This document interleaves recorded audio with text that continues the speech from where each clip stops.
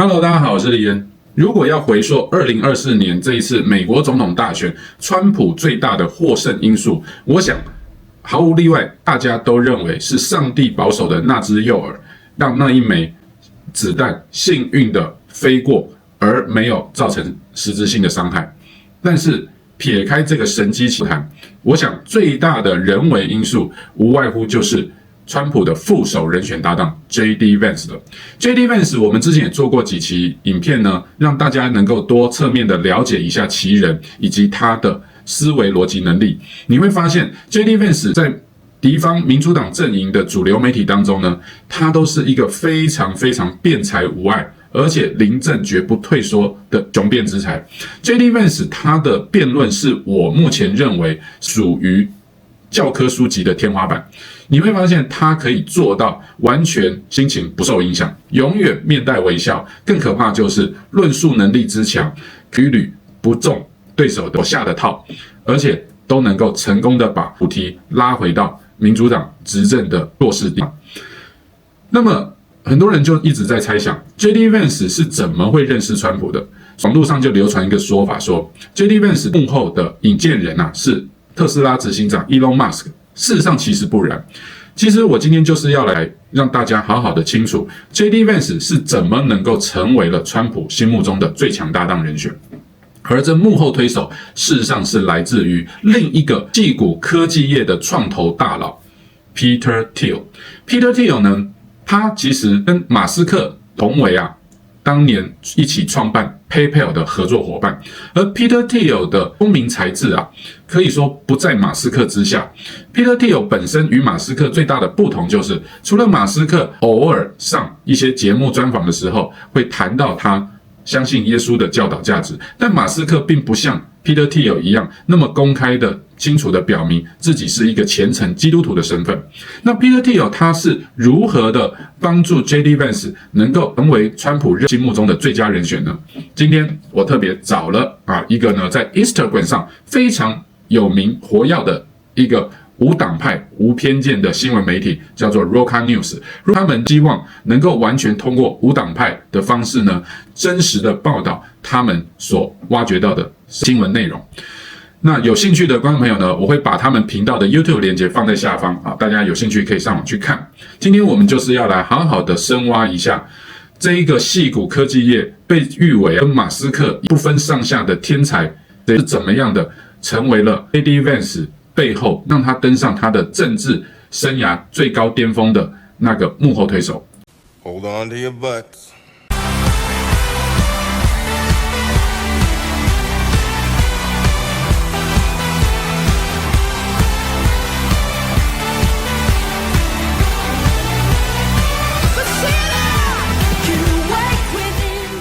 In 2022, J.D. Vance was neck and neck in his Ohio Senate race.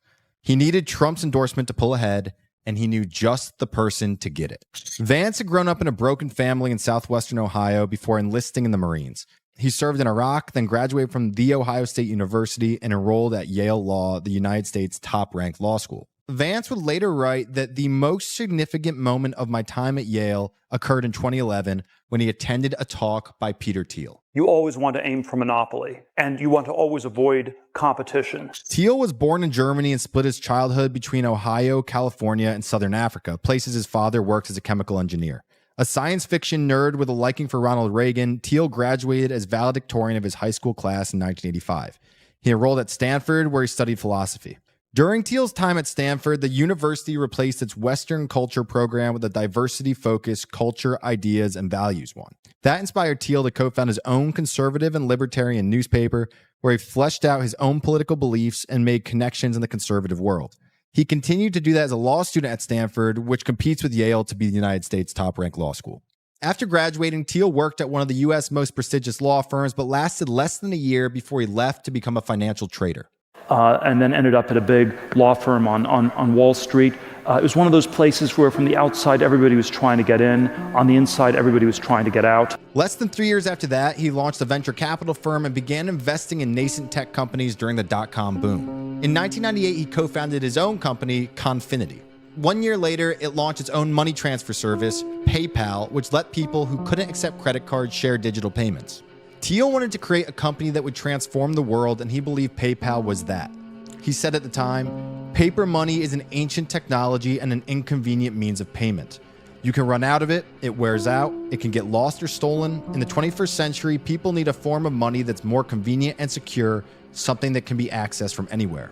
Well, PayPal didn't replace paper money. It was wildly successful, and it paved the way for Confinity to merge with Elon Musk's nascent financial startup, X.com. PayPal would eventually earn Thiel a fortune, and he would parlay that into launching trading firms, creating Palantir, a security-focused big data company, and investing in tech companies, including Facebook, in which he invested $500,000 for a 10.2% stake. He was the first outside investor in Facebook, and it's considered one of the greatest investments in history.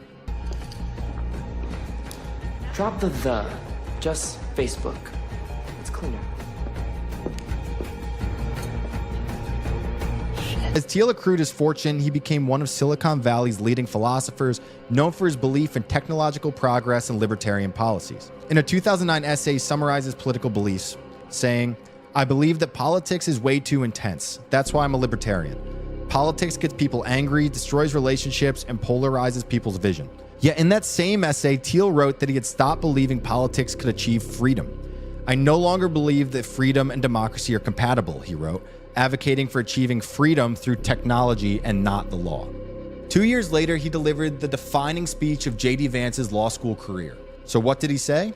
Thiel argued that Vance and his law school peers were, quote, "increasingly tracked into cutthroat professional competitions. We would compete for appellate clerkships and then Supreme Court clerkships. We would compete for jobs at elite law firms and then for partnerships at those same places. At each juncture," he said, "our jobs would offer longer work hours, social alienation from our peers, and work whose prestige would fail to make up for its meaninglessness." Vance concluded that Thiel articulated a feeling that had until then remained unformed, that I was obsessed with achievement, not as an end to something meaningful, but to win a social competition. Vance claimed that talk inspired him to stop preparing for a legal career and start preparing for one that would have far-reaching impact. Vance added that Peter left me with one more thing. He was possibly the smartest person I'd ever met, but he was also a Christian. He defied the social template I had constructed, that dumb people were Christians and smart ones atheists. The talk pushed Vance to become a Catholic, forming a critical part of his views today. Like Thiel, Vance did not last at a law firm. Within 2 years of starting at one, Thiel hired him to become an investor at one of his own venture capital firms. Thiel would later become a friend of Vance's and write a blurb on the back of Vance's best-selling memoir, Hillbilly Elegy, and in 2019, he provided funding for Vance to start a venture capital firm in Cincinnati. Now, that investment drew Vance back to Ohio and helped him to launch a political career there 3 years later. Vance alluded to this in his recent VP acceptance speech when he claimed to have started businesses to create jobs in the kinds of places I grew up in. Now, as Vance's location moved, so did his politics. While living in Silicon Valley in 2016, Vance described himself as a never Trump guy and said that while Trump diagnoses the problems facing the working class, he wasn't offering many solutions. 3 years later, he joined the American Enterprise Institute, a leading establishment Washington think tank known for advocating free trade, pro-business policies, and a strong foreign military presence, all things that Vance today does not support. In January 2021, though, Ohio Senator Rob Portman announced he wouldn't run for re-election. 2 months later, Peter Thiel, one of Trump's most prominent billionaire backers, pledged $10 million to help Vance take Portman's Senate seat.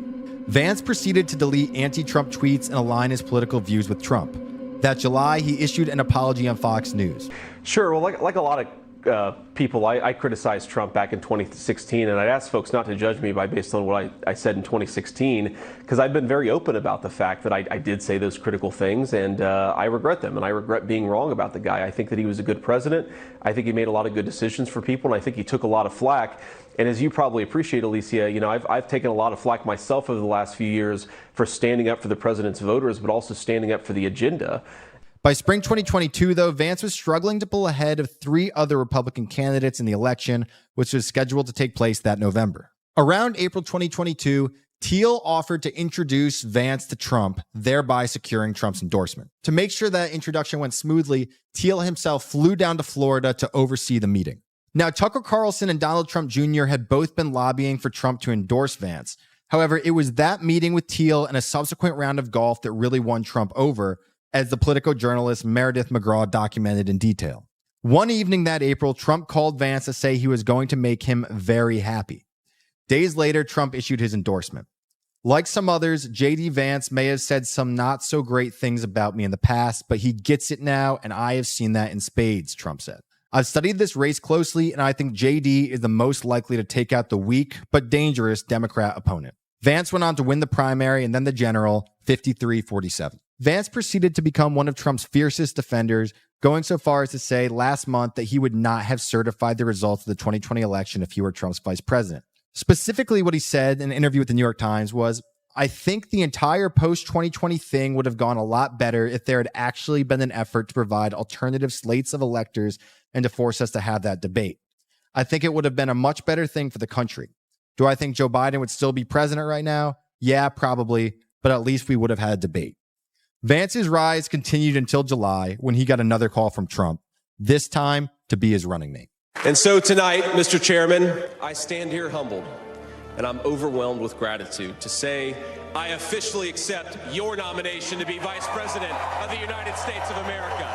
好，那我们刚刚看完呢，这就是 JD Vance 会成为副手的过程。我现在放一段影片给大家看，就是 Peter Thiel 曾经距离现在我们要回推30年前，他那个时候还在 Stanford 大学念书的时候呢，他就已经洞察到美国所谓多元文化呢，其实已经变成了是一个在用不同的议题，好比说有色人种、性别等等相关议题，不断的在做错误的批评与抱怨。Peter Thiel 在30年前就已经预言到，这个会是以后美国最大的社会无法进步的根本来源。而这一段呢，也被收录在英国知名的这个以辛辣著称的主持人 Piers Morgan 与他的一段专访的影片当中，我们一起来看一看。I wrote a book in the 1990s.